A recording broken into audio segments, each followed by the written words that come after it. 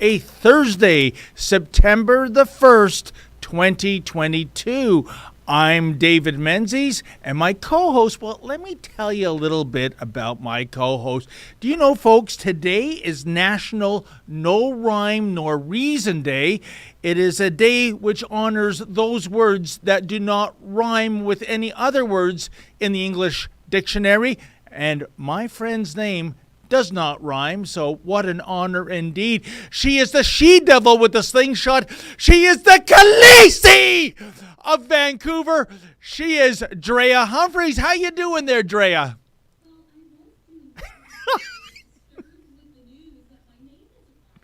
Well, join the club. What rhymes with David, right? I mean, I can shorten it to Dave, and then you got Pave, right? And but you know what is your favorite rhyme out there, Drea?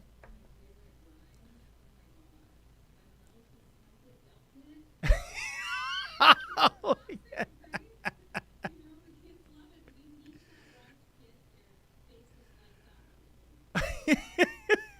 Well, I think my favorite rhyme begins with the opening stanza, hickory dickory dock, but I can't complete the rhyme because this is a family show.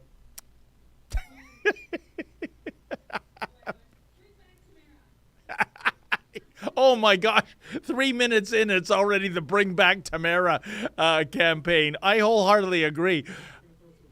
Okay, before we get going, Drea, and before we give the housekeeping rules of what the ostensible policy reason is for what we're attempting to do here, we are going to throw to an ad. Check it out, folks. Hey, folks, check out the newest arrival to the Rebel News store. Yes, F is for Fidel, and F is for father? I mean, could it be? Yes, half this photo, the colored half, is Justin Trudeau. The black and white half is a young Fidel Castro. Wait now, or is it vice versa? It's so confusing. I'm a huge Forensic Files fan. Wouldn't it be great if we could have a piece of Justin's DNA and a piece of Fidel's DNA and put the rumor to bed once and for all? But in the meantime, we'll just have to walk around wearing this shirt, hinting at a great Canadian conspiracy. Or is it? In any event, if you want to get this shirt, folks, go to the Rebel News store and check this out. Type in our new discount code, that's SUMMER, SUMMER, and if you buy 2 unisex t-shirts, you get an additional one for free. What a deal. Like I said, Justin Trudeau, Fidel Castro, as they used to say on the ABC detergent ads, can you tell the difference? I can't tell the difference. You know, Drea, a lot of people will say... So I absolutely love having the opportunity to chat with you, to chat with our ever-growing audience. But I'd actually love for you to have that opportunity as well. We actually have advertising opportunities available with rebelnews.com. We don't get handouts from the government. We trust on supporters, viewers, and advertisers like you. So instead of folks listening to me in this spot, they could actually be checking out your company, getting information about your business. For more information or to advertise with us, send an email to ads@rebelnews.com. Adam Sos here for Rebel News. You know, our company is growing quickly, and we'd actually like for your company to grow too. That's why this ad space that I'm speaking through right now is actually available for you to purchase. So instead of people listening to me, they could actually be learning about your company, learning about your business. If this interests you, if this is an opportunity you'd like to capitalize on, send us an email at ads@rebelnews.com.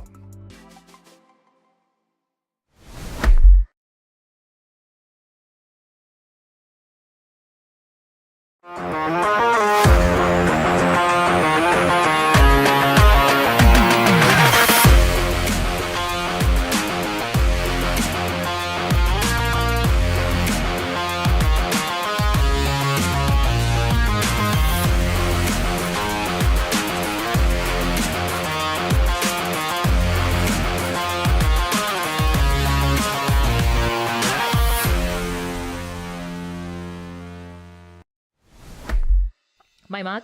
I know. It's pretty cool. So is this hoodie I got on, and you could have it on too if you check out our special website at rebelnewsstore.com. That's where you can see Freedom Focus hoodies that we have for you, beanies, cell phone cases, you name it, all while supporting our journalism, where we fight to bring you the other side of the story, as opposed to, being forced by the Trudeau government to fund leftist media out of your taxes. The truth is, without you and your generosity, there is no Rebel News. So again, if you like the reports that we bring you and that we also fight for freedoms in Canada, please consider doing some shopping, picking up some swag at rebelnewsstore.com. We appreciate your support.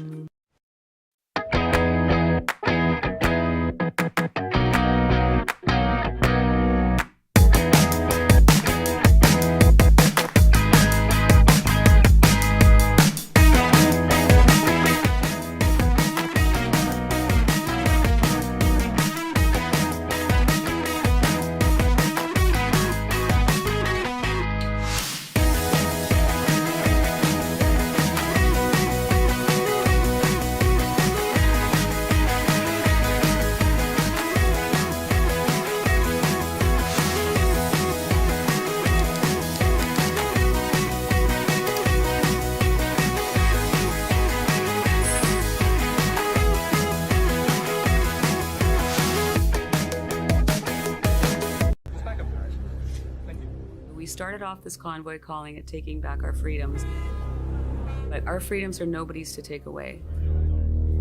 So we're going to restore everybody's freedoms.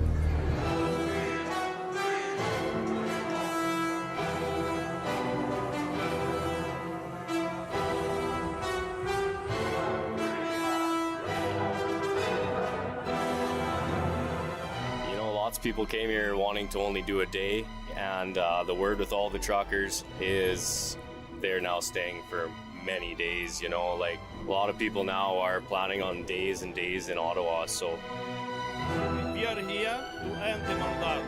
I am not leaving till we get what we want. We're not going to give up. I'm on lunch. I could be on lunch a long, long time.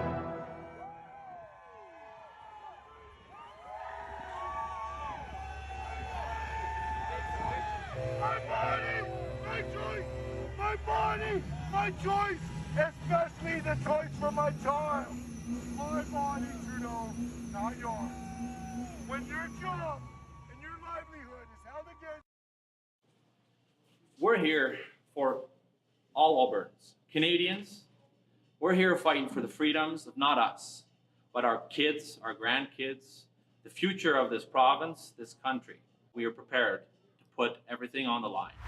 The small fringe minority of people who are on their way to Ottawa or who are holding unacceptable views. I've also received reports in the last hour of people allied with the protesters assaulting RCMP officers. No, that was an assault between the two civilians, between a protester and a civilian. So Jason Kenney's statement was not true at the press release. I can tell you what I just told you, sir. They have just blocked the border here in Coutts, Alberta to Sweetgrass, Montana.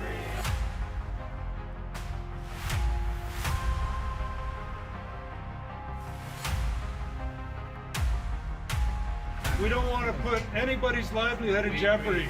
That is the very last resort.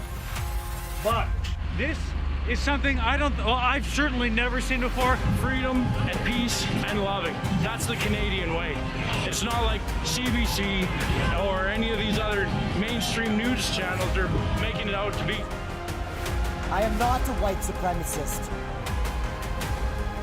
we're not backing down until the mandates are lifted. Yeah. We're not backing down until the mandates are lifted. Yeah. This is our only battle we have.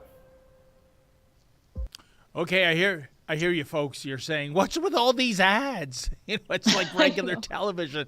No, full disclosure, we had some technical difficulties, and advertisements are better than dead air, I suppose. So we're back up and running right now. And Drea, as I mentioned before the ad break, we normally lay out the guidelines of what we're trying to do here and give a heads up in case we have to leave YouTube, which we have a love-hate relationship with. We love our reach there, 1.5 million plus subscribers. We don't like the censorious thuggery that the Silicon Valley tech giant applies to us when it comes to certain sensitive topics like the coronavirus and electoral fraud. Oh, electoral fraud for 2020, that is. If you want to talk about electoral fraud for 2016, fill your boots, you know. But in any event, over to you, my friend. Yeah, climate change is one of those too. And no. those of you who are new to our live streams, you can also chat with us. It's a really cool way to get in touch with us. You can do so on Rumble and Odyssey, and you just send a chat. It's a paid chat. It also helps keep the lights on and helps us have a team who can deal with technical difficulties like we just experienced. So if you send us a chat there, we will read it, and we very much so appreciate the help to keep our journalism going strong. There you go. And without further ado, how about we get to Mr. Pierre Poilievre's interesting comments about the World Economic Forum. I think we have a video. Let's roll that. We are queuing up that video, but essentially the headline, folks, is, quote, "I will ban all my ministers from any involvement in the World Economic Forum." End quote. That is attributed to Pierre Poilievre, the hands-on favorite to become the Conservative Party of Canada leader and hopefully the next Prime Minister of Canada. Drea, what do you think about those words? Well, that was in a packed room at Vancouver at the Italian Cultural Center just a few days ago. And, you know, there was a lot of things that Pierre said that got applauses, but that got a standing ovation. And so I don't know. That's the first time I've heard him take such a hard stance or say something. So I don't know if it's like, you know, hey, if you haven't voted for me yet and you still have your ballot, look what I'm going to do. But his supporters loved it. And so that's going to speak volumes as well. He's obviously honed into a concern that his voter base has. Oh, 100%. It is a very prudent strategy, I think. And before we further analyze it, I think we do have that clip queued up. Let's check it out, folks. To increase its oil production by 400,000 barrels a day so that we can fully replace the 130,000 barrels of overseas oil from foreign dictatorships we're bringing in. And within 5 years, we will end dictator oil imports to Canada altogether.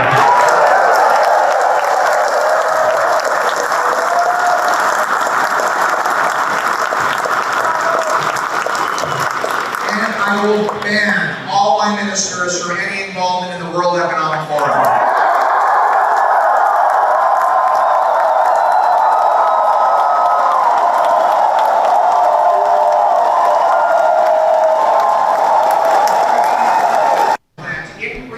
You know, it's funny, I couldn't help but notice that one blonde lady in the front row who wasn't applauding anything.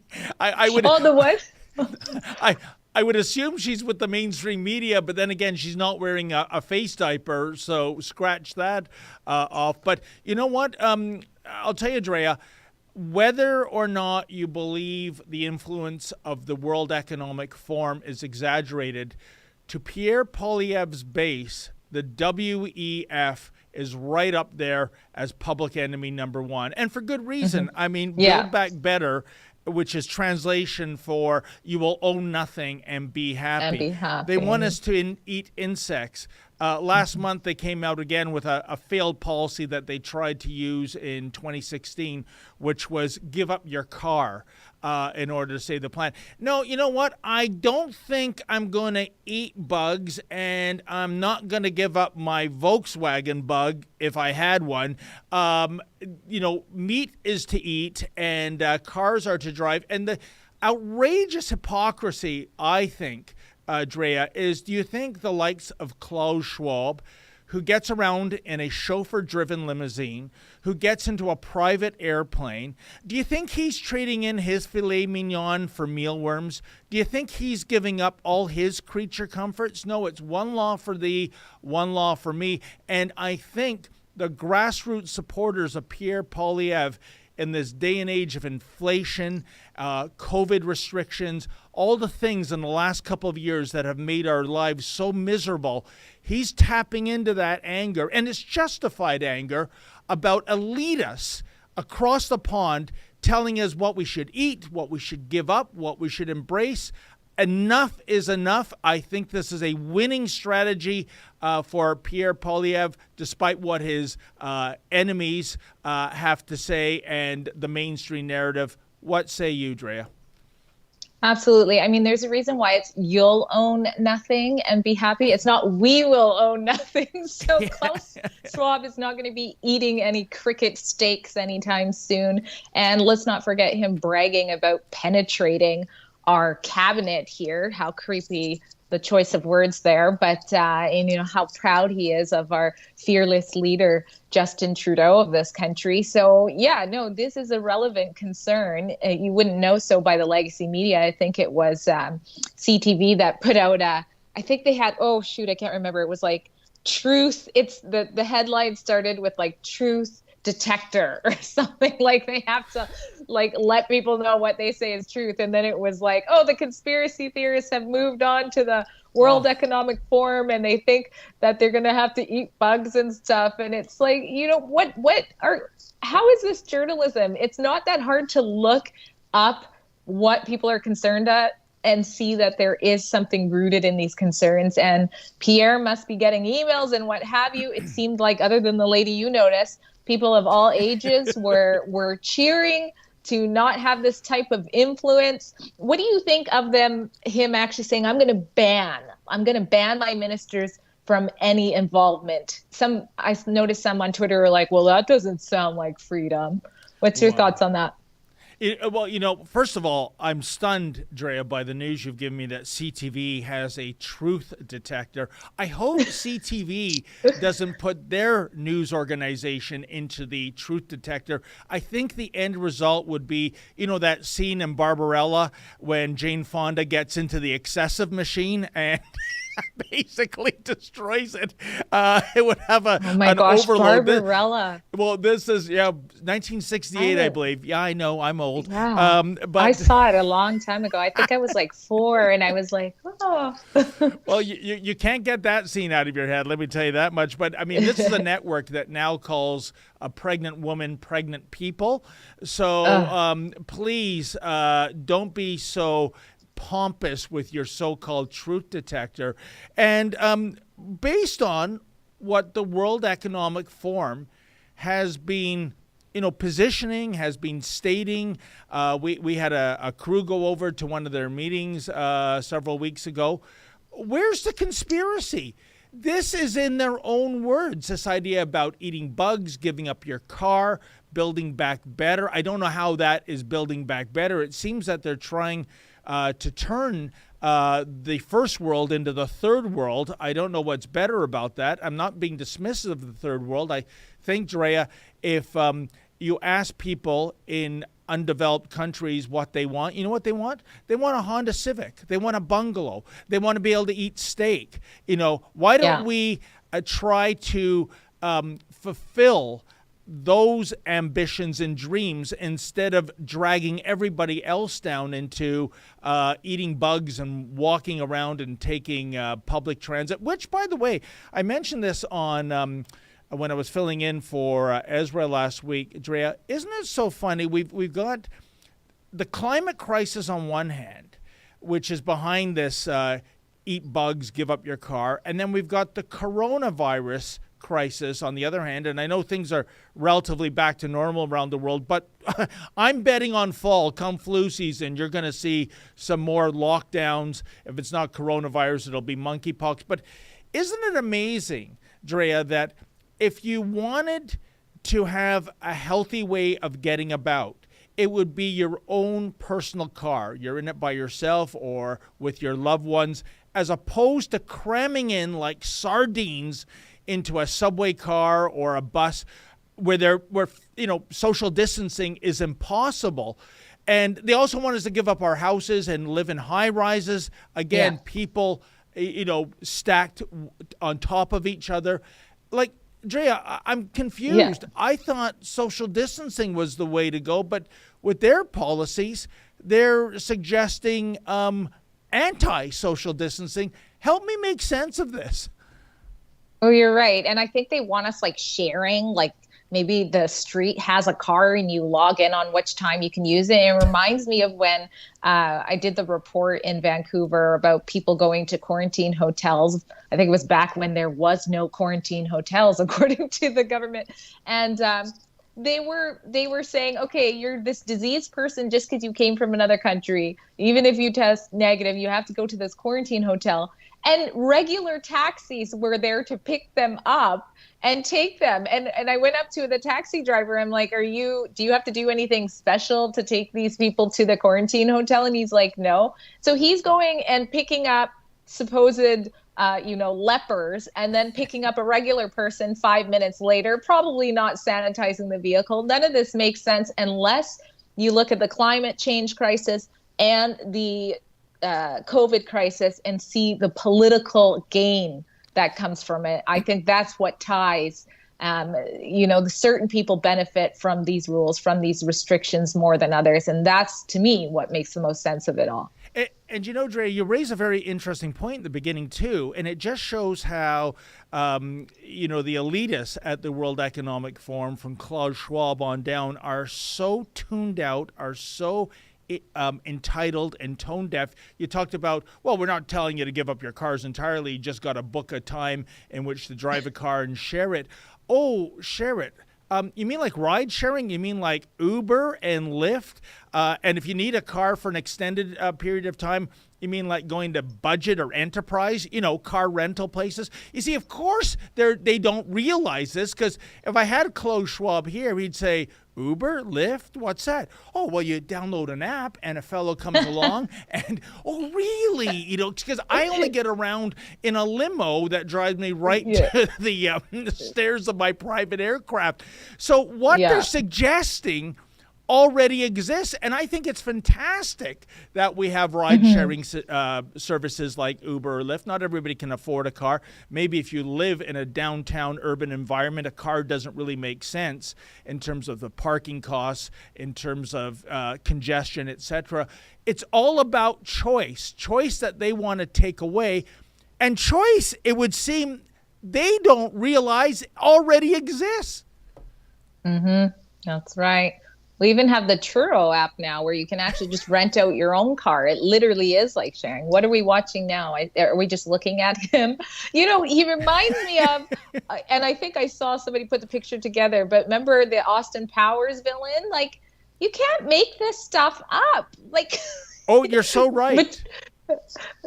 Oh my gosh. Dr. Evil, or if you want to upgrade it to a James Bond villain, I think it was Blofeld. All that's missing is the wheelchair and the Persian cat. There you go. That he strokes. Look at that. And of course the finger to the lips right there. Like, you can't make this stuff up. Like, why wouldn't they get somebody who looked a little less frightening to sort of lead this, to be the face of it at least? You know what, Drea? I feel so sorry for Mike Myers. I understand there's a 4th installment of the Austin Powers series in the works, but Mike, it's what you did as a parody years ago has come to fruition. What we have with Klaus Schwab is Dr. Evil. What we have with the World Economic Forum, that is the embodiment of chaos from Get Smart, the terrorist organization based in Delaware for tax reasons, of course. And so I think his thunder is being stolen, Drea.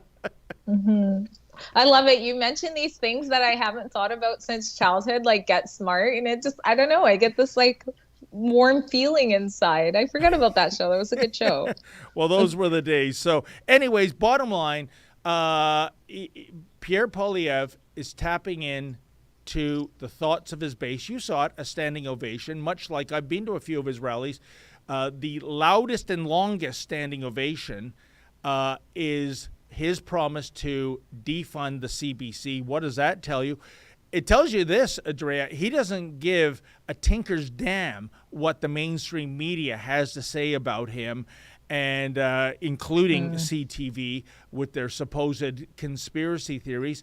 And good on him. That's the way to go. Because I think, Drea, in the last 2 elections, Andrew Scheer and definitely Aaron O'Toole, they were obsessed with reaching out, as Ezra calls them, the mean girls at the CBC and the Globe and Mail and the Toronto Star. They wanted their approval of what they were saying, and look how that worked out for them. Yeah, no, it didn't work out at all. So you're right. Whoever does take over has to not be, afraid of what comes out in the media, no matter what type of media it is. You should just be standing true to the people of Canada, period. So, it's 100%. definitely a good sign. And, look at that visual we just aired, Drea. Standing room only, sold right out. Look at that. Yeah, where's that? It doesn't matter where it is. It can be anywhere in Canada. Yeah. But what I'm getting at is his main rival, Jean Charest. You look at those crowds, and crowd is a stretch goal. It's ones and twos of people.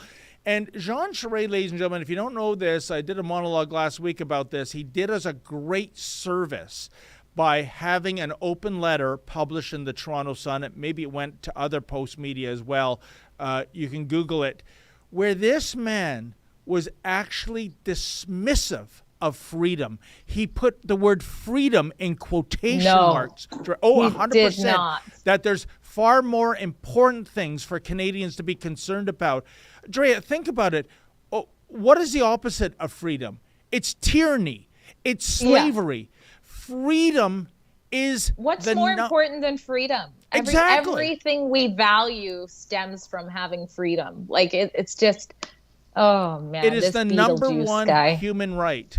And for him to come out with that, I just wish he would take a cue from his boyfriend, Patrick Brown, and just get the hell out of the process.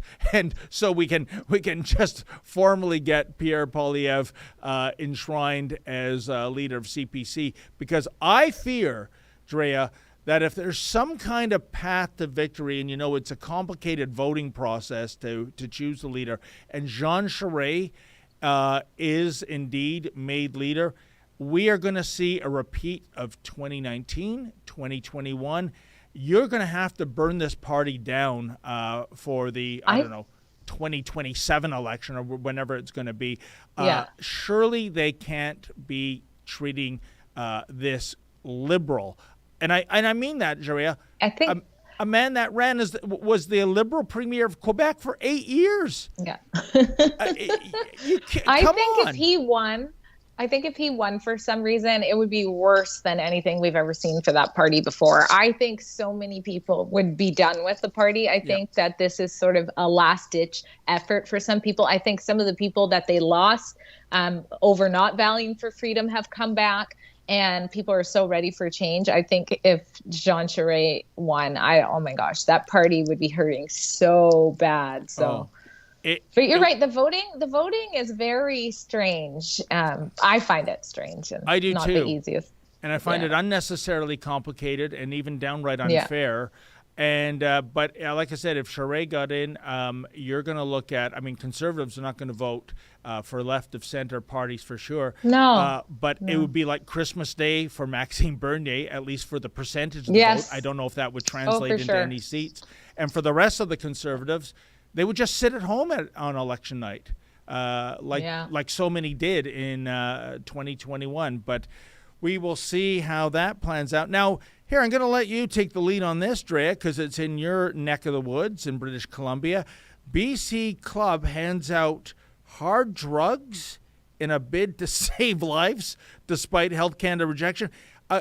They're handing out hard drugs to save lives. That's kind of like throwing a drowning man an anchor, isn't it? I mean, what's this all about, Drea?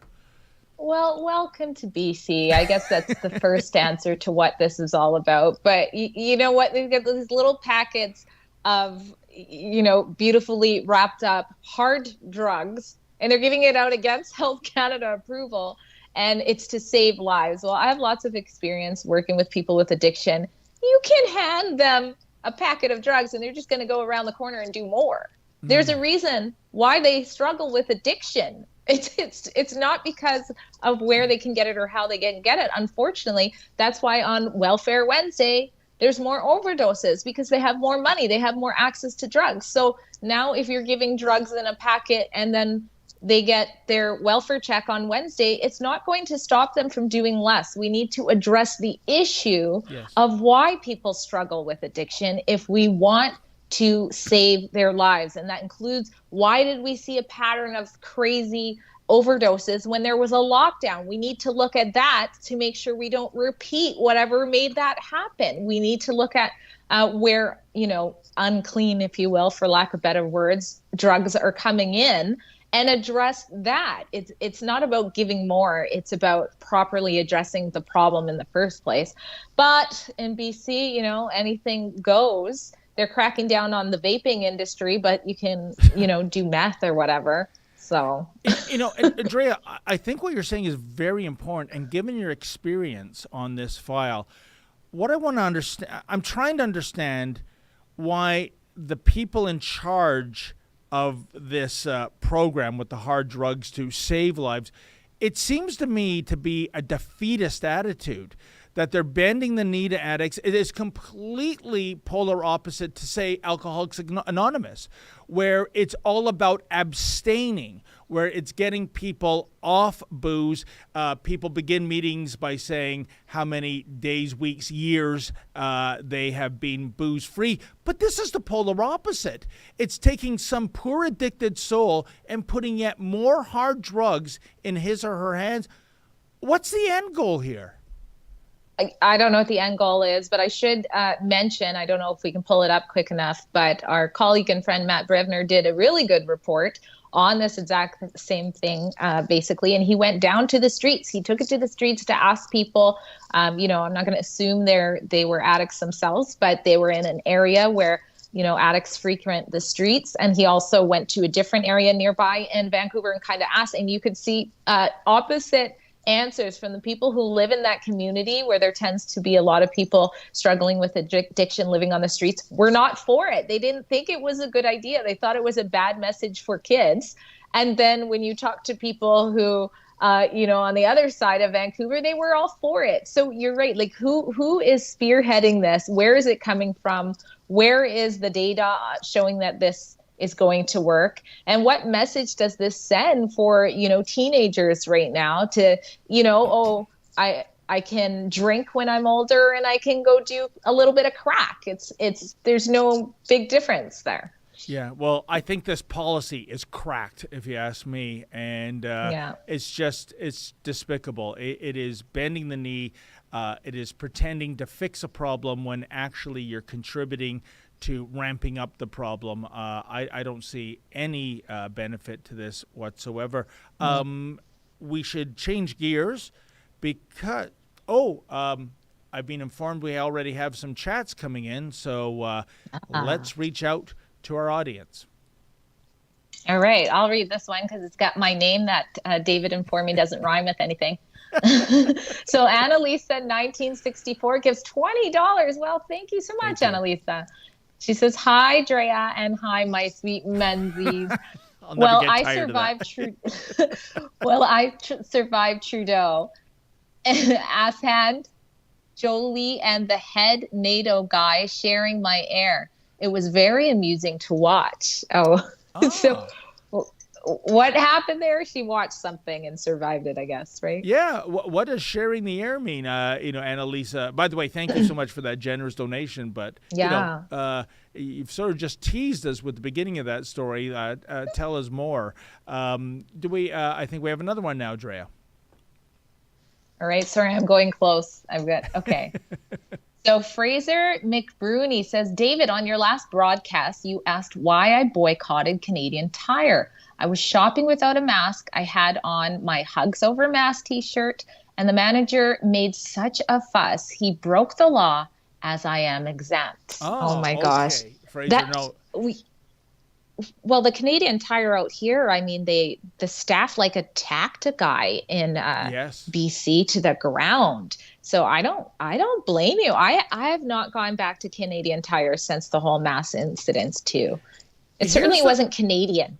But you know what the problem is, Drea, is that so many retailers were of that mindset. And if you boycott them all, there's no one left to shop with. Or, I mean, right now, I've mentioned this on the air, with the masking mandates dropped since March, not far from our studio, there's a comic shop called Hairy Tarantula. They won't let you in the door unless you have a mask. But the chief medical health officer on March 21st had dropped those mandates. How do a bunch of comic book geeks think they know more about medical science than the chief medical health guy? It's baffling. But here's the question moving forward, Drea. I'm not certain, but I got a bad vibe these kind of restrictions are going to come back, that we're not out of the woods quite yet.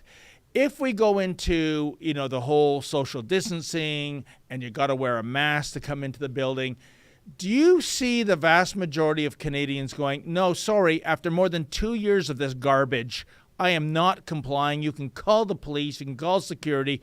I'll get my groceries and drop my cash on the table and be done with it. I'm not putting on those damn face diapers anymore. Or do you see compliance in the high numbers yet again?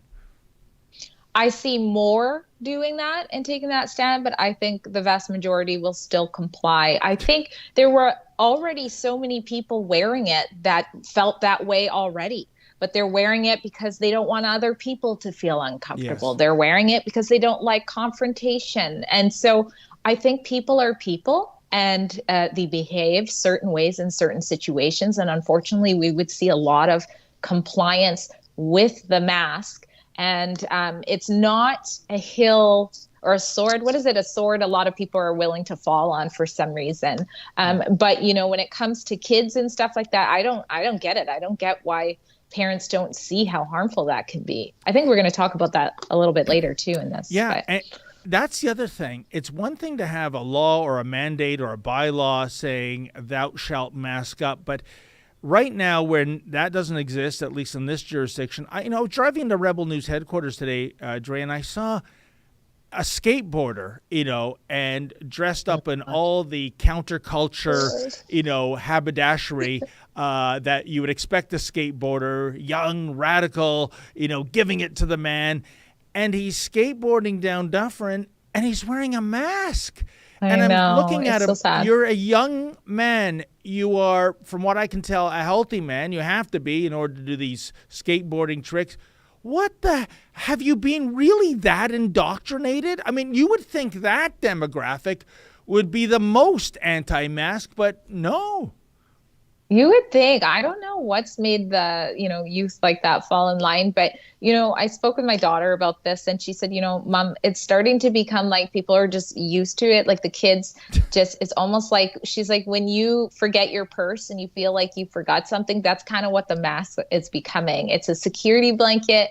They just feel better when they have it on. So maybe it's something like that. I've even had people, this wouldn't be a youth saying this, but I know people who say they like it because they look younger with it on. Oh my gosh. So it's like, who knows the reasons people are still hanging onto these masks at this point. There's a variety, but it shouldn't be forced. In BC, our public health officer and our health minister are saying, no, the mask mandates are not coming back for school.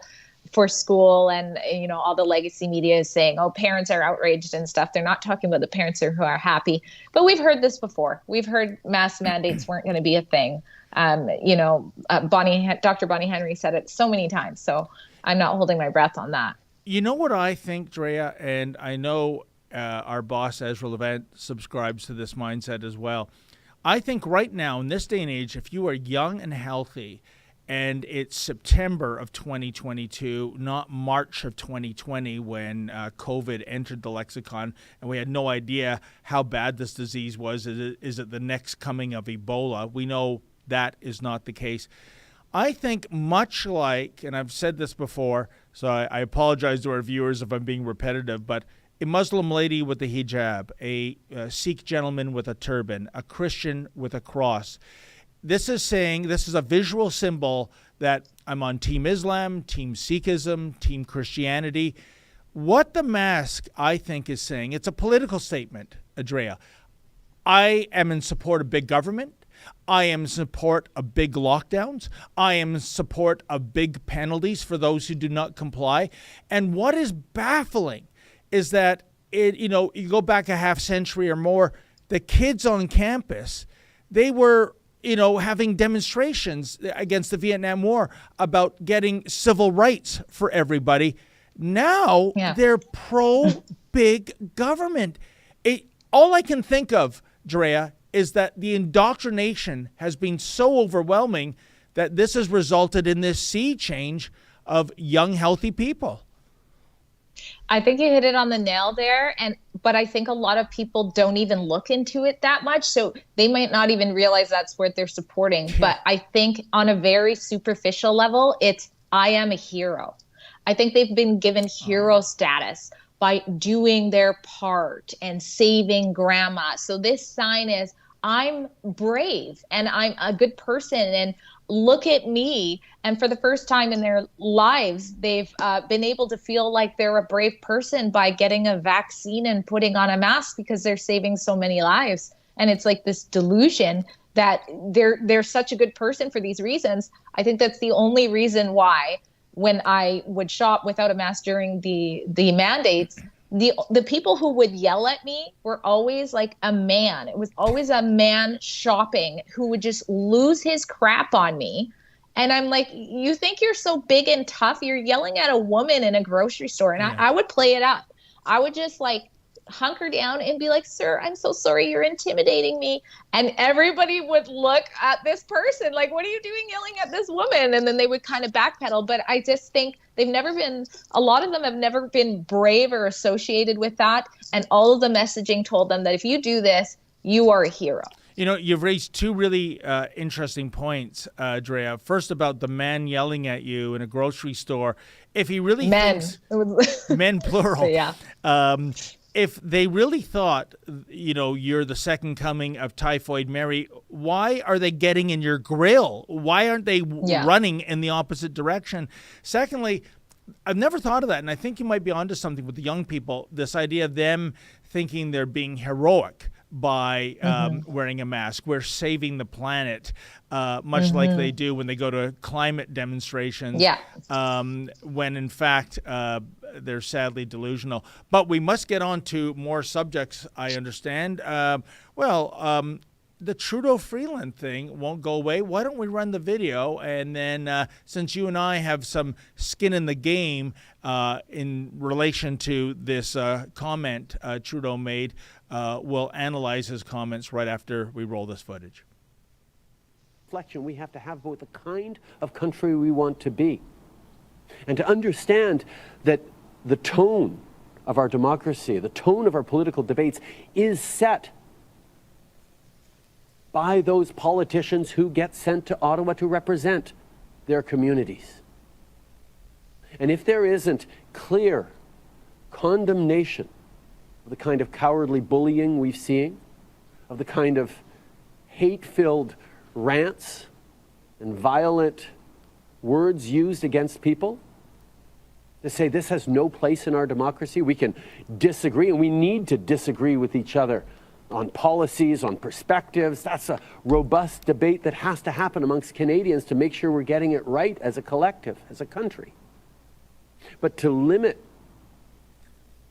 the ability of women, of racialized Canadians to serve in government or to hold government to account as journalists, which is the goal of a number of Canadians with very loud voices. Well, that's something all parliamentarians and all leaders need to stand against, need to be unequivocal in being responsible leaders, to say, no, we are not going to become that toxic, polarized country that some think we should become. Oh, Drea, what a hypocrite. I mean, let me just let off some steam, and then I'll let you weigh in on this. I mean, you'd think Justin Trudeau was giving a speech after 9/11 or the bombing of Pearl Harbor or something. This is in regard to one man verbally abusing Chrystia Freeland when she was in an elevator, not even touching her. So much hypocrisy here. He's talking about this being an impediment to women and those in the racialized community getting involved with politics. No, Justin, that would be you. That would be you groping Rose Knight. Remember that? That would be you putting on blackface so many times that not even you can remember how many times you did that. And the cowardly bullying, Drea, I go back to, I think it was last year, where one of his RCMP security detail guys picked you up like a little China doll and moved you aside. You were non-approved media. You weren't government-sanctioned and funded media. You got the kid gloves treatment. Me in December, Justin's Royal Canadian Mounted Henchmen physically assaulted me. They bounced my head off a fence. They gave me COVID. I say that because days later, a story came out showing that half the detail on that trip were COVID infected, yet they did not stay at home. And that's when I got COVID right after that incident. I didn't know that. Oh, yeah. It was Sheila Gunn Reid while I was in my bed that sent me that. It was a National Post story and a CBC story indicating that half of his security detail were COVID positive. But then again, this is a prime minister when he's got COVID. He still hops on a plane. He doesn't isolate. He doesn't wear a face diaper, etc. This is outrageous hypocrisy coming out of this man's mouth. And I just wonder if there's anyone in our great Dominion that's buying what he's trying to sell, Drea. Well, first of all, when he said hate-filled rant, my mind immediately goes to him yelling, if you think you can get on a plane or a train. I mean, I can see him like with almost malice yelling this out. He certainly looked like he was talking from a place of hate. But you're right. There's just so many layers of hypocrisy. Number one, just because someone verbally assaults a female politician doesn't mean they wouldn't do the exact same thing to a male one. I mean, my guess is they would have treated Trudeau the exact same. And I'm not saying it's okay. That would be frightening. If you're in an elevator with a man and they're flipping out with you, that's terrifying. So I get that, and I don't condone that. But why does it always have to be this label? Why does it have to be a sexist thing because it happened to a woman? It's just a politician thing. They don't like you, and that's all this is. And I hate that the left is always, forcing people into these boxes, even myself. So you brought up what happened to us from, Trudeau's RCMP goons. Yep. But I feel obligated to point out, I'm a woman of color that happens to you, but there was no peep about that at all. Commissioner Brenda Lucky said, I don't see anything that's wrong with this at all. I was just asking a question. If you look at that close, it's actually Trudeau who turns to me and puts his hand out to me first. And I go like this. I'm like, no, man, I don't want you anywhere near. If you watch, I don't know if that's the moment, but you'll see. It's a little bit before that. But he actually turns to me and puts his hand, and I put my hand in the stop position and make distance. And then they pick me up like a rag doll. So it's just, intimidating someone in an elevator is not cool. Yeah. Having opinions where you don't like a politician, well, that's freedom of speech, freedom of expression. I'm thankful that these people are not assaulting them. But you're right. There's just so much hypocrisy here. No, and, Drea, what happened to you? Technically, that is assault. Unless you are under arrest, law enforcement cannot manhandle you in such a way, and you were not under arrest. Far from it. You were a member of the media trying to do your job, like all those other media types who were completely unmolested. But because our editorial stance is not simpatico with the Trudeau Liberals, you're deemed journalist non grata. It is actually absolutely despicable. And by the way, one other thing, guys, do we have any shots of Justin Trudeau in blackface? Because if we can run that. There's so many to choose. Oh, I know there's so many. Like, it'd just be a hard Google search, really. But there's an element of that I'd like to get your opinion on, Drea, that kind of, goes under the radar. Is it the tongue? But also, it's the one, that video, guys, where he's got the ripped pants, and I think he applied the blackface to like his whole body. To his tongue. Yeah, it's his whole body and his tongue. Tell me what goes on in someone's mind to do that. Like, I swear, is it his tongue? I'm remembering. Like, who does that? Who does the legs? We're not. This is not someone working with a full cart of decks here. You know what I mean? Yeah, I think we got it. This is it. What's with the obsession? See, this is exactly what I wanted. People don't have black tongues. Yeah, there's something terribly wrong with this person. This is my issue. It's almost worse than the blackface.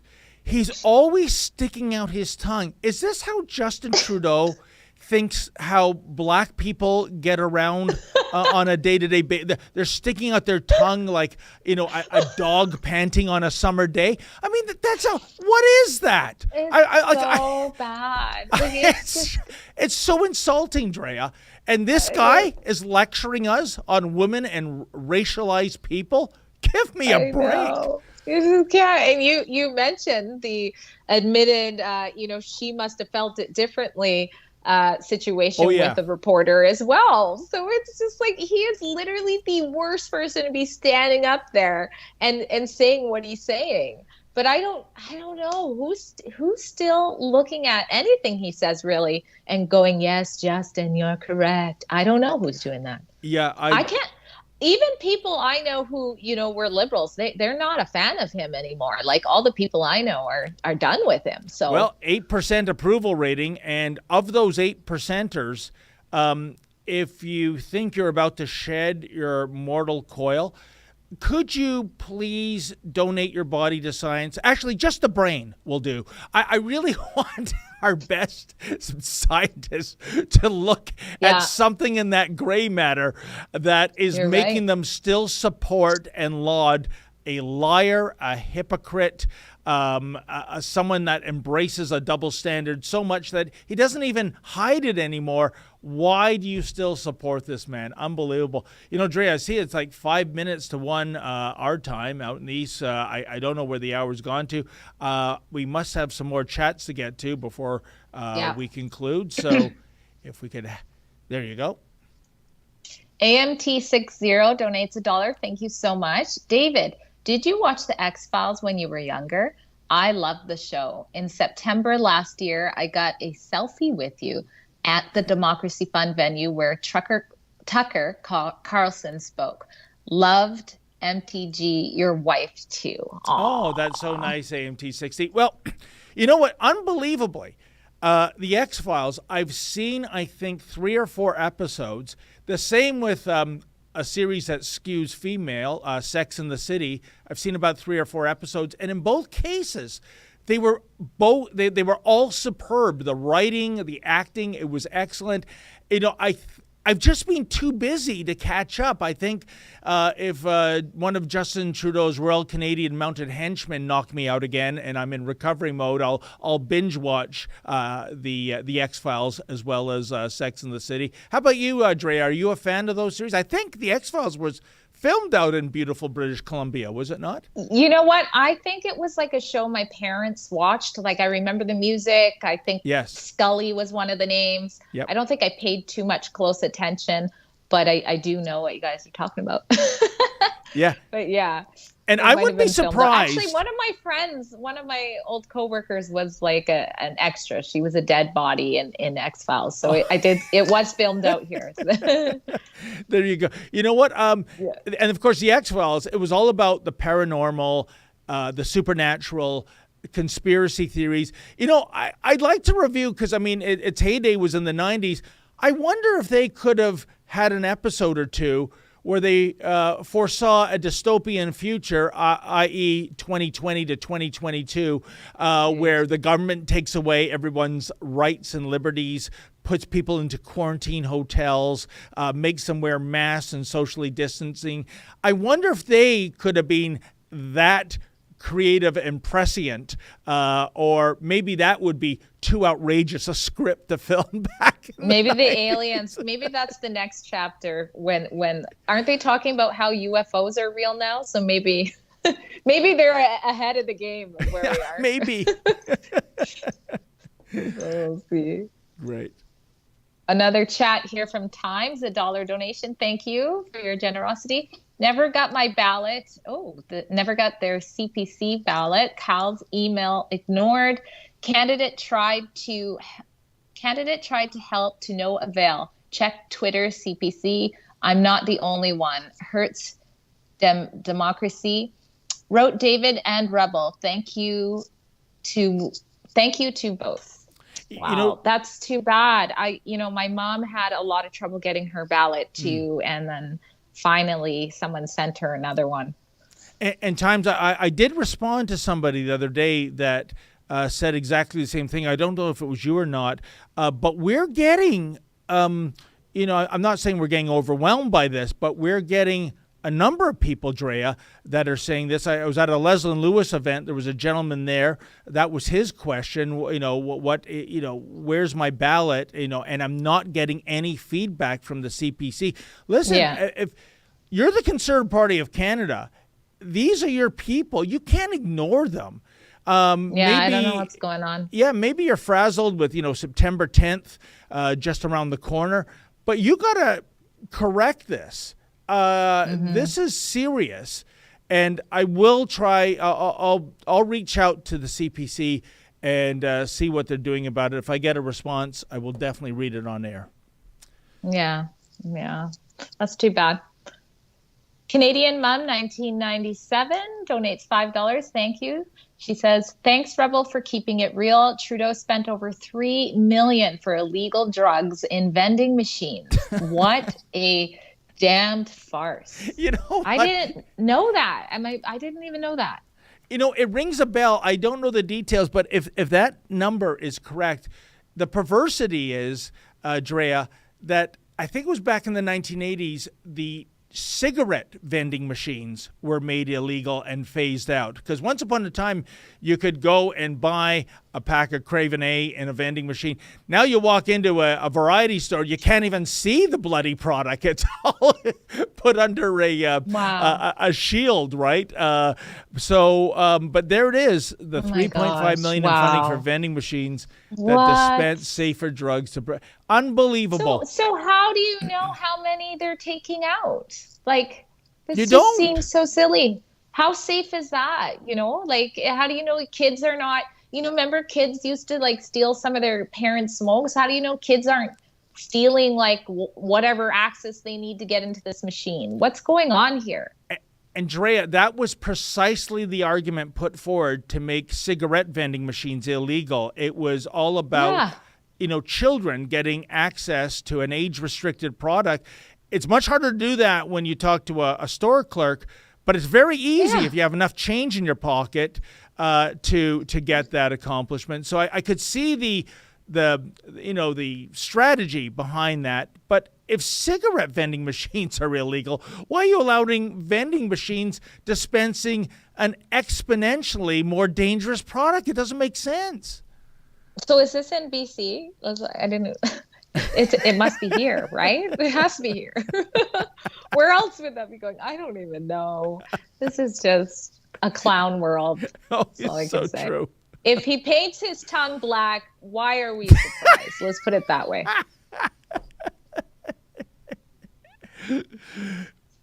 Wrong Way 54 donates $1. Thank you. Hi guys, is it possible to send a rebel to investigate the General Hospital in Hamilton for refusing me in person at the MS clinic? Ooh, over the phone is not health care.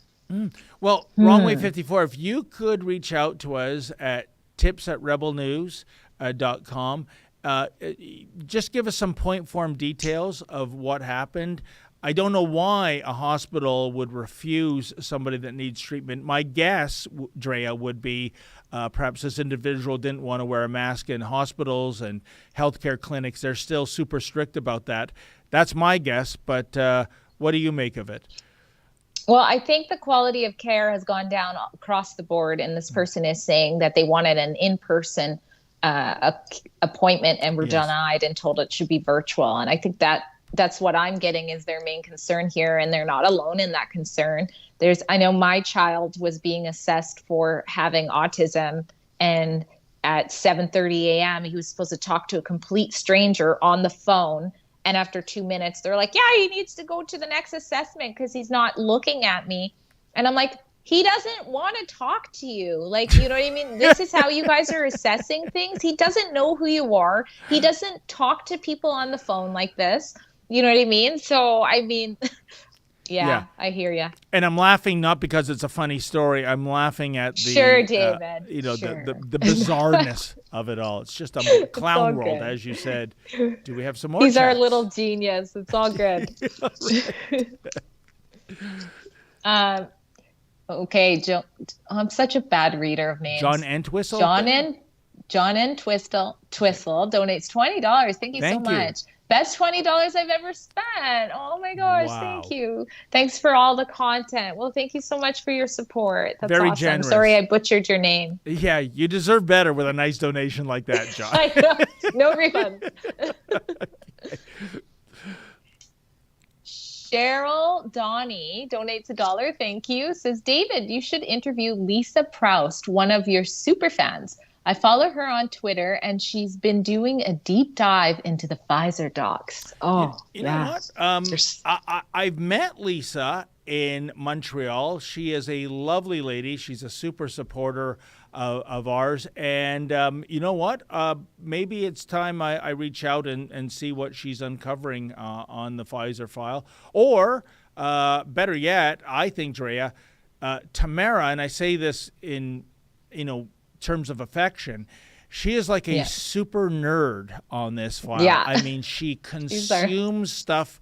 It's almost like, watching Commander Data on the Enterprise D, just absorbing all this information at a superhuman speed and making sense of it all and forming great questions. So maybe Tamara is the one for that interview, but I'll check it out. Yeah, no, I think you're right. She's our little vaccine nerd for sure. So I'm sure they would both together have so much fun talking about it. AMT60 donates $1. Thank you. Italy will be enforcing mask mandates in October. Canada will probably follow. Netherlands dropping vax for under 18 for safety, but TAM endorsing them. Yet kids getting myocarditis from unknown causes. Yeah, unknown my butt, but we got to be careful because I think we're still on YouTube, surprisingly. But it's crazy that kids, it's not safe for kids in one part of the world and then it's okay for babies in another. I mean, that's awfully disturbing. I have to admit, I'm sorry for my ignorance. Is that a matter of fact that Italy is bringing in the masking mandates next month? I don't know. I do know that Germany is bringing it in, so possibly. And I think Germany is also saying that by October 1st, you have to have N95 masks for most indoor spaces. Oh my good. You think Germany would be more concerned about getting fuel with the winter coming, given the situation with Russia and Ukraine right now? That is astonishing. Talk about getting your priorities out of order.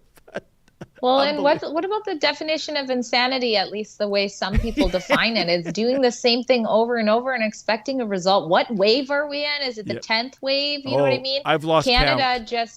Canada just approved Moderna for the Omicron Moderna.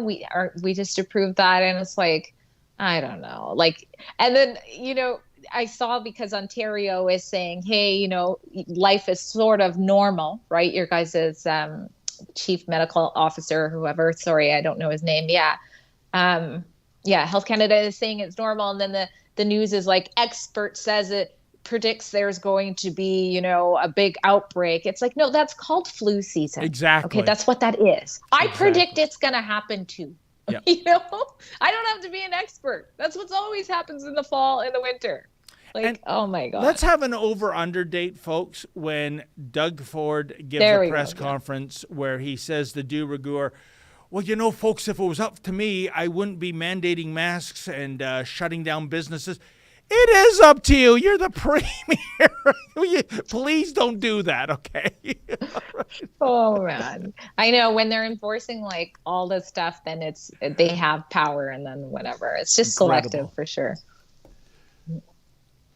Roly Poly Oly. Well, that's a good rhyming name. I like it. It's easy to read too. So $1 donation. Thank you so much. Trudouche. What an as. Well, worth it. It's so worth it. There's an ironic name on National No Rhyme No Reason Day, wouldn't you say? Yeah, I would. DRB1313 donates $20. Wow, thank you. Trudeau talking about civility. Oh my gosh, civility. Oh my gosh, this is embarrassing. Civility. I can't say it. Civility. Isn't he the guy who assaulted a female MP in the House of Commons by elbowing her in the chest? Oh, I remember that. I remember that too. I can't remember the MP's name, but if we're able to dig up that visual, we'll show it. Yeah, he was throwing essentially a temper tantrum that you'd expect from a toddler. He wasn't getting his way in terms of getting MPs into their seats to vote. And he comes charging like a rhinoceros. I think we might have it here. Throwing there you elbows. Go. You know. Look, watch, look. Look at this. I forgot about this. Oh my gosh. It's hard to see the infraction there. But we'll check it from another angle, I think.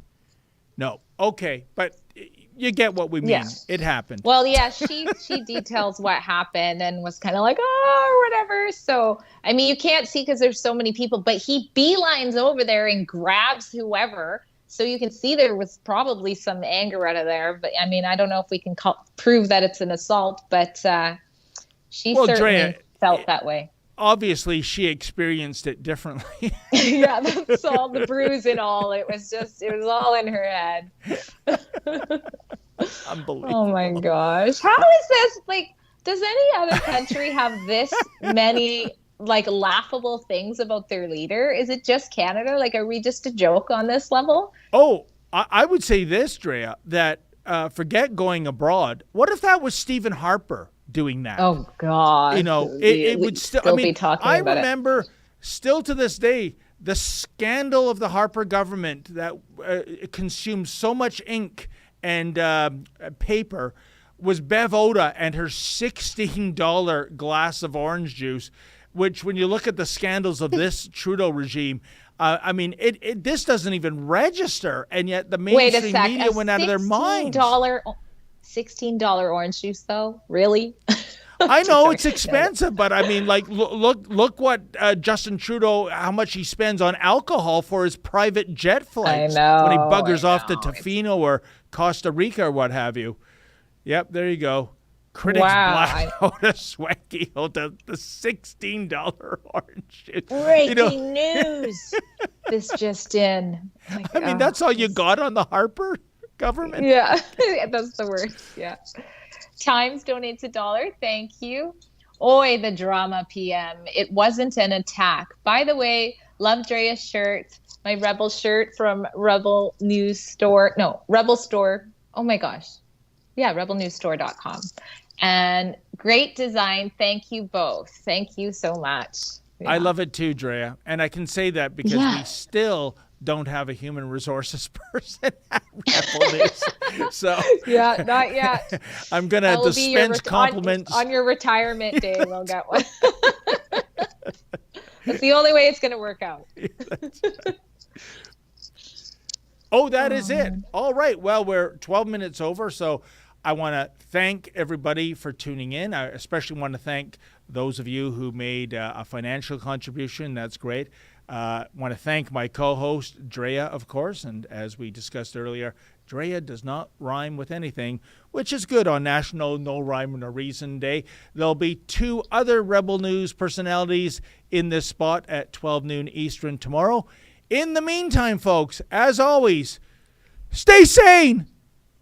So they, I assume, have done their risk assessment. They've consulted their workers and their unions and their occupational health experts and have come up with their recommendations. At a population level across Ontario, I think these are prudent, they're practical, and reasonable expectations for Ontarians to adhere to. The medical officer of health for Holdham and Norfolk recently spoke at a protest at Western against their vaccine mandate. Do you think